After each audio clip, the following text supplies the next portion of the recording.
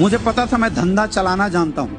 मुझे कहीं भी डाल दो, अंडमान निकोबार में डाल दो मुझे, मैं वहां से धंधा उठा लूंगा, क्योंकि मुझे धंधा करना आता है। मैं अपाहिज नहीं हूँ, मुझे पता है बिजनेस होता कैसे। मुझे किसी भी शहर में बस एक सिंगल आदमी का लिंक चाहिए, मैं उस शहर में कारवा खड़ा कर सकता हूँ। ये टैलेंट मैंने सीखा है। मैंने कभी डिपेंडेंसी नहीं दिखाई। आज तक 11 साल के अंदर मैंने कभी अपलाइन को नहीं बोला मेरा सिंगल चेक बना दो, या मेरे टीम में बंदे डाल दो, मेरी डाउनलाइनों को चला दो, मेरा टीम चला दो। मैंने सिर्फ बोला साथ देना, खड़े रहना, जब मैं गिर जाऊं तो उठाने के लिए चला आना। और मेरे दोस्त ये वजह है पिछले 7 साल के अंदर स्लीपियस वेलनेस में 18 लाख से ज्यादा लोगों का नेटवर्क बनाया।